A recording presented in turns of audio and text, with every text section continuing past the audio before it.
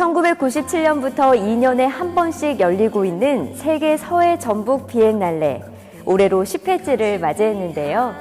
그동안 쌓아온 업적과 성과를 보여주는 풍성한 축제장이 마련됐습니다.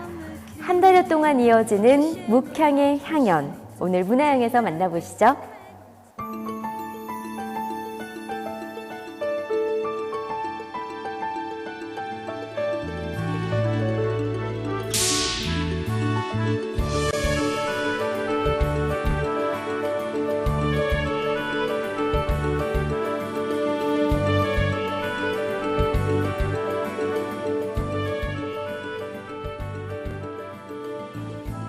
(2015) 세계 서해 전북 비엔날레에 막이 올랐습니다.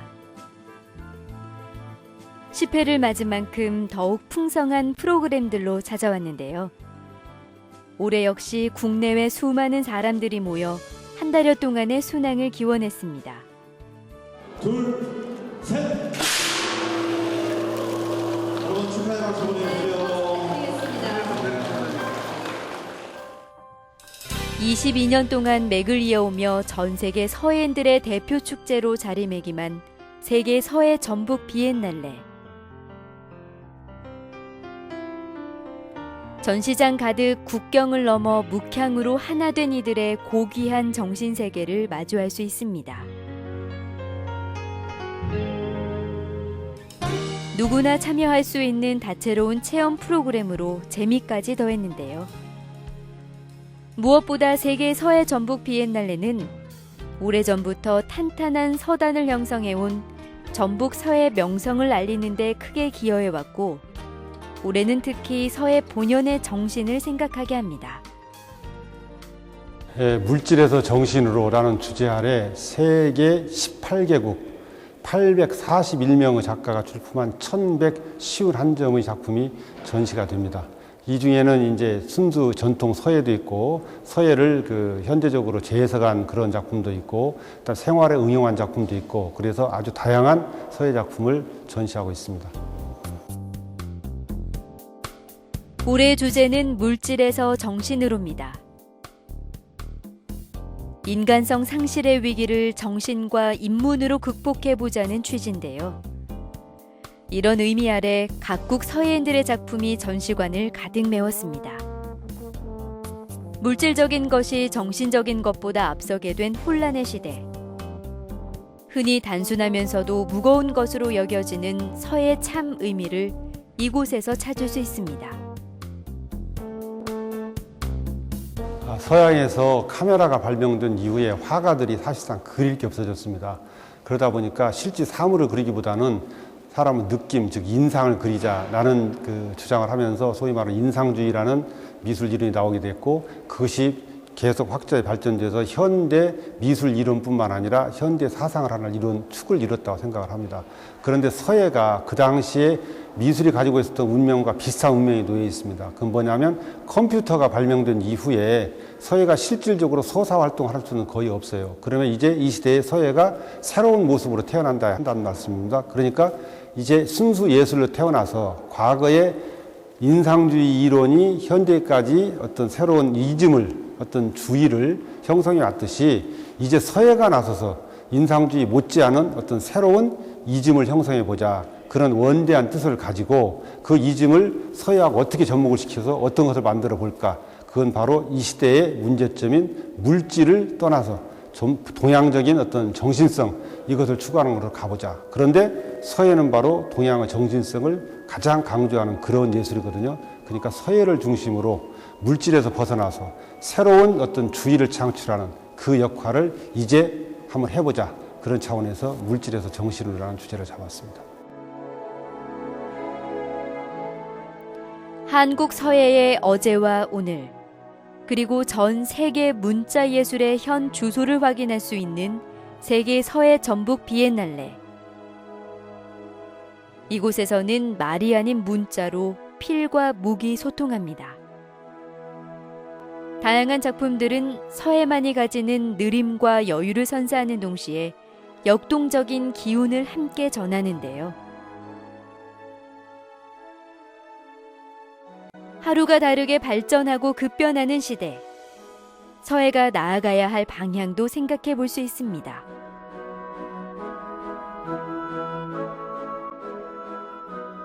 이제 서사로서 서예가 아니라 순수한 예술로서 서예가 다시 태어난다고 생각을 하는데, 그 서예는 바로 단순한 쓰는 행위가 아니라 음악이고 미술이고 무용입니다. 붓이 움직이는 선이 있단 말이죠. 율동이 있단 말이죠. 그것을 다양하게 하나의 작품으로도 그렇게 표현하고 음악, 무용과 접합도 시켜서 이 시대에 정말 세계를 선도할 수 있는, 세계 예술을 선도할 수 있는 그런 예술로 다시 태어난다고 생각을 합니다. 과거의 서예의 순수한 속성, 그것을 이 시대의 재해석에서 더 확장 발전시키자는 것이죠.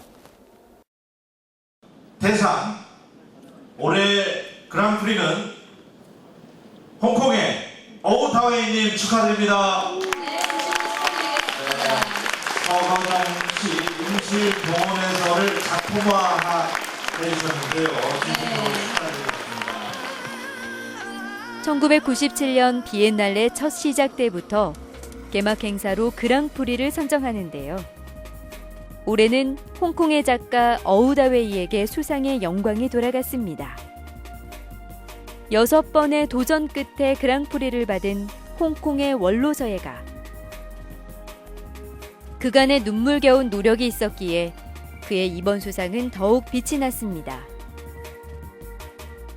어우다웨이의 수상이 더욱 뜻깊은 건 그가 전북을 읊은 조선시대 시를 승화한 작품으로 영예의 대상 수상자가 됐기 때문인데요. 我选这个作品呢，就是因为他说的话跟我的人生好像一模一样啊。前面那个壮志跟雅怀这2个字都是说我的抱负。其实呢，我觉得做艺术呢，全都是为了自己啊。你写字、画画，就是你心里面的表达。要是自己觉得好，那就很开心；要是大家都觉得好，我更开心；要是大家觉得不好，那我检讨一下。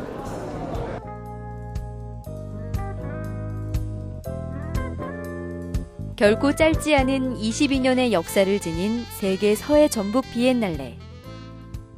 한국과 중국, 일본뿐 아니라 세계 각국의 수준 높은 서해인이 한자리에 모인다는 점에서도 중요한 의미를 갖습니다. 올해는 10회를 기념해 한국의 선현들이 전북을 읊은 한시를 작품의 소재로 제시했는데요.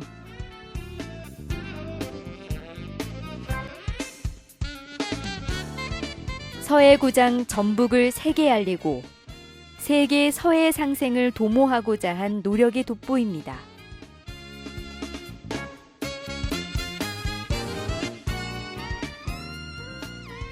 근데 이제는 21세기에는 중국이나 한국, 일본이 서로 경쟁하면서 네가 잘하느냐 못하느냐 이게 아니라 셋이 합심을 해서 정말 상생을 해서 동아시아의 서예를 서양에도 이제 가지고 나가야 한다고 생각을 합니다.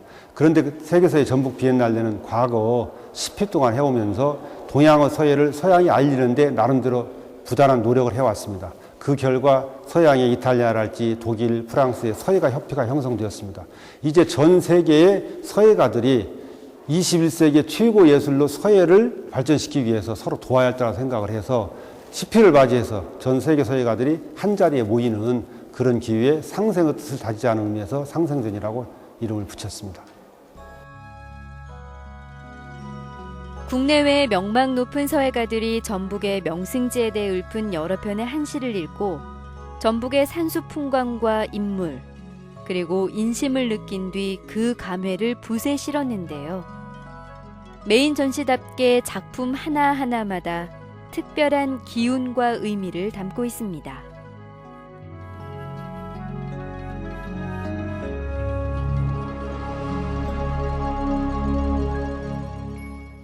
이번에 이제 10회지 않습니까? 그래서 이제 그 10회를 통해서 서예도 이제 하지만 전라북도를 좀 세계에 좀 알리자 이런 생각에 이번에는 작품을 하는 소재를 고려시대, 조선시대에 우리 선인들이 지었던 한식 가운데 전라북도의 명소를 소재로 한 시들을 약 400수를 모았습니다. 그래서 그거를 전부 다 파일로 혹은 프린트해서 전 세계의 서예가들한테 나눠주고 그 중에서 나름대로 시를 골라서 작품을 하십시오 라고 해서 이 상승전에 나온 한 160여 점의 작품은 거의 다 전라북도 명소에 대해서 읊은 그런 시입니다. 따라서 각 시마다 읽어보면 순창, 부안, 임실 각 지역 어떤 그런 특색이 나오는데 설명을 좀 편리하기 위해서 제 작품을 가지고 설명하자면 이것은 부안에 관한 시입니다. 변산, 자고, 칭, 천부, 호간, 장제, 비동량 이런 내용인데요. 변산은 예로부터 천부, 하늘나라의 창고라고 치는 게 같다. 그 정도로 물산이 풍부하고 좋은 곳이라는 뜻이죠. 그래서 호간, 장제 아주 중요한 잘 자란 목재를 잘 선택해 가지고서 나라에 궁궐을 짓는 동량으로 사용하자. 이런 내용의 뜻이거든요. 변산 소나무가 좋았기 때문에 이쪽으로는 변산 소나무의 제목, 목재를 가지고 읊은 이야기지만 어디 제목이 꼭 목재만 되겠습니까? 인재까지 포함하는 얘기겠죠. 변산에는 자고로 목재도 많이 나고 인재도 많이 나니까 그런 제목을 국가의 동량으로 쓰자라는 그런 시가 있거든요. 바로 이런 식으로 전라북도를 읊은 시들을 다 작품을 했기 때문에 아마 우리 전북 도민들이 보신다면 훨씬 더 정감을 느끼시라고 생각을 합니다.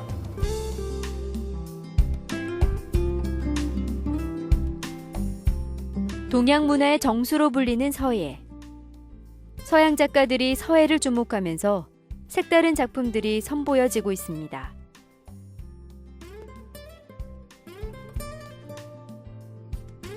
곧고 바르고 정형화된 서예가 세계 각국 젊은 작가들과 만나 상상의 나래를 마음껏 펼치는 예술의 장이 됐는데요. 시대를 선도할 참신한 창작 작품들을 전시관 곳곳에서 살펴볼 수 있습니다.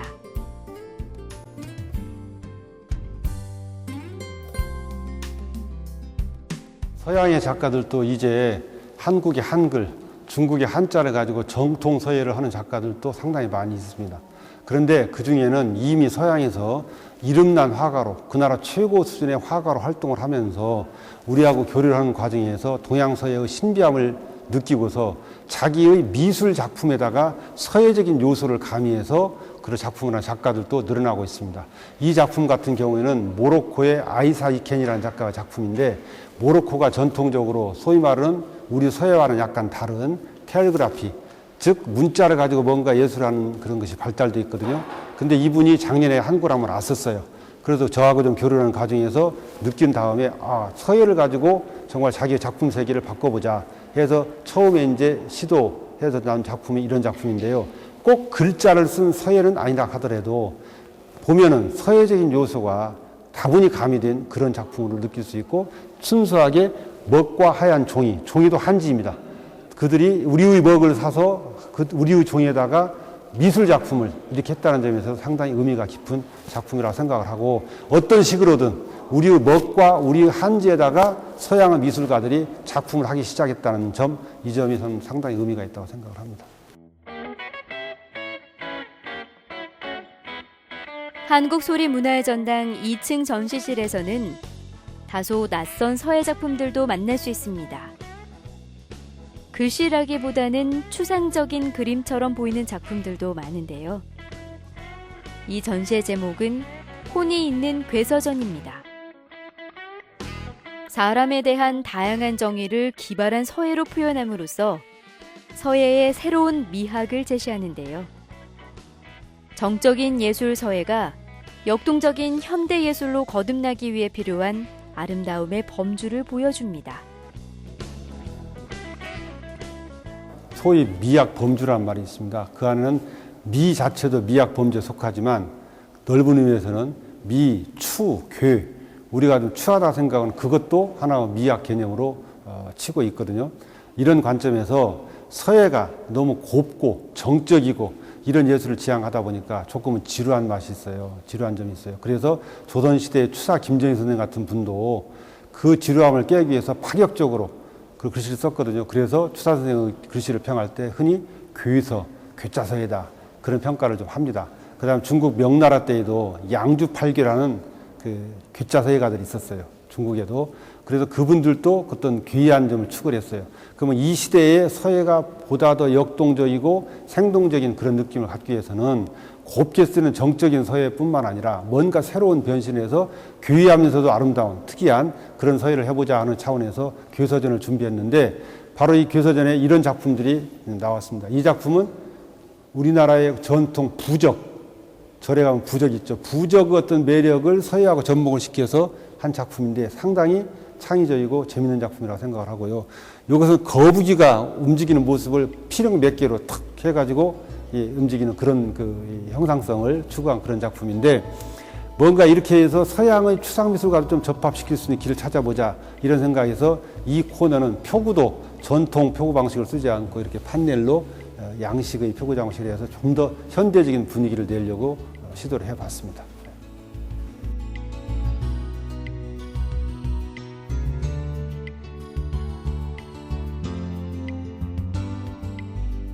또 다른 전시관에서 만나볼 수 있는 한글 서예 유산 임서전.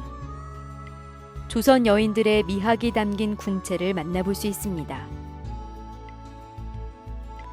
조선 궁체의 다양한 복사본을 여성 서예가들에게 한 점씩 나눠주고 정갈하면서도 꿋꿋한 마음을 되살려달라는 부탁을 했는데요. 모두들 정성스런 마음으로 한 글자 한 글자를 옮기며 진본에 버금가는 현대 궁체를 탄생시켰습니다. 혹시 우리 국민들 중에 광개토대왕 비를 보고 오신 분들이 많이 있을 거예요. 근데 광개토대왕 비를 보다 보면 피력이 전혀 장식이 없이 마치 조선의 홍송, 소나무 가지를 뚝 잘라다가 이렇게 맞춰놓은 것 같은 그런 질박하면서도 오히려 화려한 그런 그 오묘한 매력이 있거든요. 그런데 그것이 광개토대왕 비로부터 딱 1000년 후에 우리 한글이 발명이 됐어요. 세종대왕에 의해서. 근데 발명 당시 한글을 보면은 정말 통나무를 갖다가 연결시킨 것처럼 네모 반듯반듯한 그런 직선의 그런 글자들입니다. 그러게 바로 투박하면서도 질박하고 그런 가운데 단순함 속에 화려함이 있는 이게 우리 조상들이 우리에게 남겨준 글씨를 통해 남겨준 미감이라고 생각을 해요. 그렇게 왔으니까요. 그런데 그렇게 질박하면서도 투박한 한글을 이렇게 고운 한글로 바꾸는 사람들이 있습니다. 이게 바로 조선의 여인들입니다. 조선의 여인들, 그 중에 특히 궁중에서 온갖 인고 속에서 사는 궁녀들이 이 글씨체를 만들어냈습니다. 궁녀는 소위 말하는 희로, 애락, 오구욕, 칠정, 이 욕심을 전부 다 버려내고 담백한 물과 같은 그런 정신으로 살아야만 살아갈 수 있는 존재들입니다. 시기하면은 잘못하면 죽을 수도 있고요. 이런 상황이죠. 이런 속에서 모든 걸 다 욕심을 벗어내고 정말 담백한 물과 같은 마음으로 써낸 게 바로 이 궁체인데 이 궁체의 아름다움이 궁녀들이 바로 만들어낸 글씨체라고 해서 궁체라고 그러거든요. 근데 이런 자료들이 지금 한국학중앙연구원에 굉장히 많이 있습니다. 근데 그걸 보다 보면 당시 궁녀들의 삶이 느껴지는 것 같아서 막 그 가슴이 뭉클하는 그런 느낌을 받습니다. 그래서 그 한국학중앙연구원에 소장된 소중한 궁녀들의 궁체 자료들을 원본을 우리가 그 대여를 받아가지고 이미지로 그거를 출력해서 한국의 최고의 궁체 서예가들한테 그 작품을 보여드리고 여러 선생님들이 조선시대 궁녀의 이 마음으로 돌아가서 이걸 그대로 재현 한번 해줘 보십시오 했더니 이렇게 고운 작품들이 나왔습니다. 서양에서는 이런 작품들을 보면서 천편일률적인 이게 무슨 예술이냐 할 수도 있어요. 나는 그거는 서양 사람들이 현대 미술이라는 것을 변화 강박주의, 뭔가 변해야 한다는 변화 강박주의에 빠진 해석이고 순수한 우리 예술관, 뭔가 정화성, 승화성, 해탈성, 뭔가 저 높은 경지를 추구하는 그런 관점에서 본다면 이게 바로 세계 최고 예술 교사라고 생각을 하고 이번 10회 세계서예 전북 비엔날레를 맞이해서 이 한글 서예의 아름다움, 특히 이 궁체의 아름다움을 저는 세계에 좀 알리고 싶어서 특별히 학술 발표에서도 궁체에 대한 아름다움을 연구를 하기 위해서 발표를 하고 그렇게 해서 이제는 10회 넘어서는 중국의 한자보다도 오히려 우리의 한글, 광개토대왕 미체도 좋고 세종대왕 때 만든 판문체도 좋고 이 궁체도 좋고 이거를 세계로 가지고 나갈 때라고 생각을 합니다.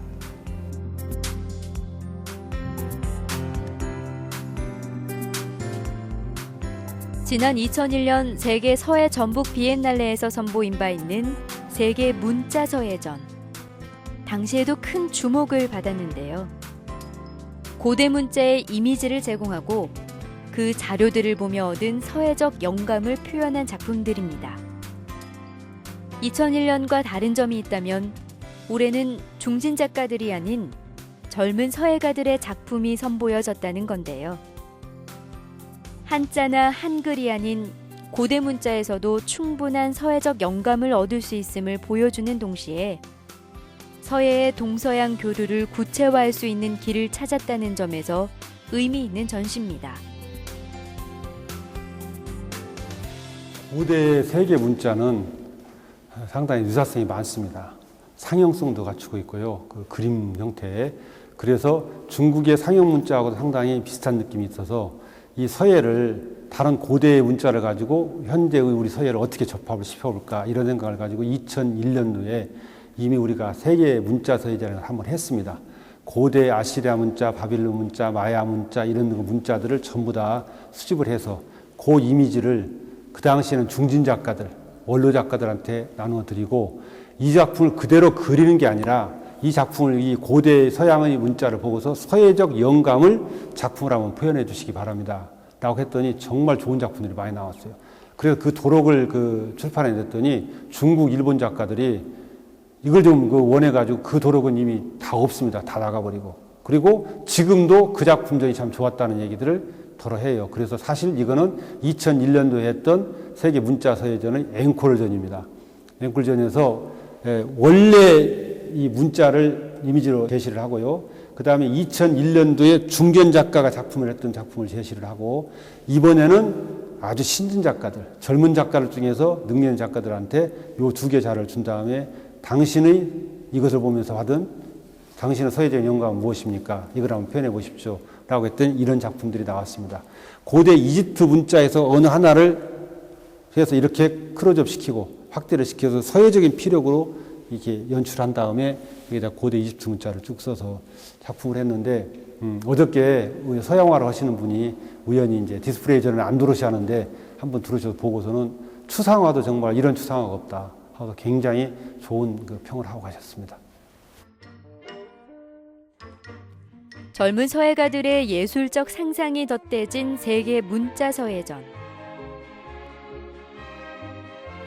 서예와 문자 예술에 관심을 가진 이들에게 신선한 영감을 전해주고 있습니다.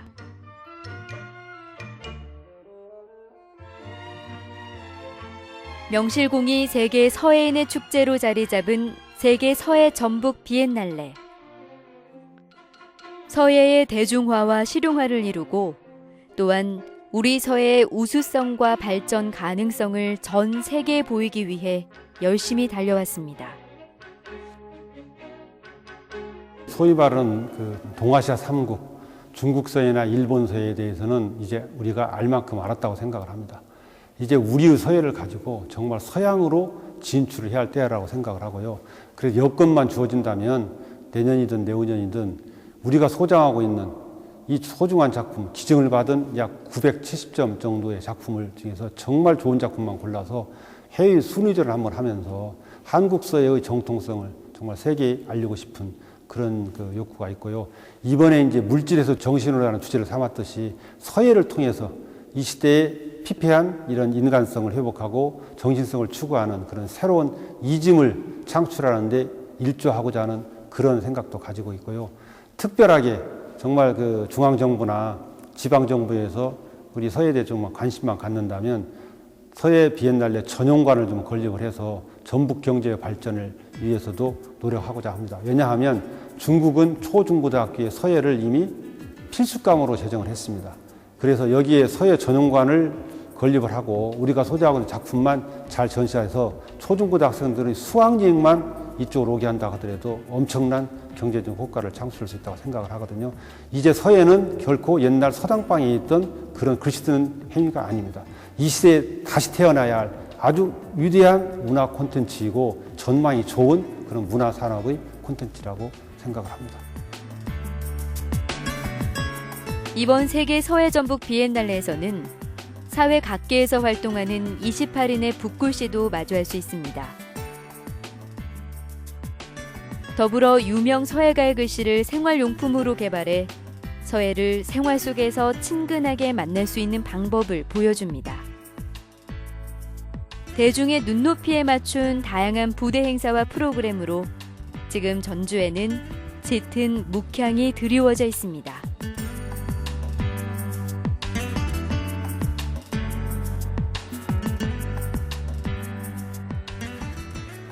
물질 만능주의에서 벗어나 이제는 정신문화의 회복이 필요한 시대에 2015 세계 서해 전북 비엔날레는 중요한 시대적 과제를 화두로 던지고 있습니다. 예양의 고장에서 한 달간 펼쳐지는 의미 있는 행사에 꼭 참여해서 묵향의 여운과 그리고 다양한 서해 세계를 마주해 보시기 바랍니다.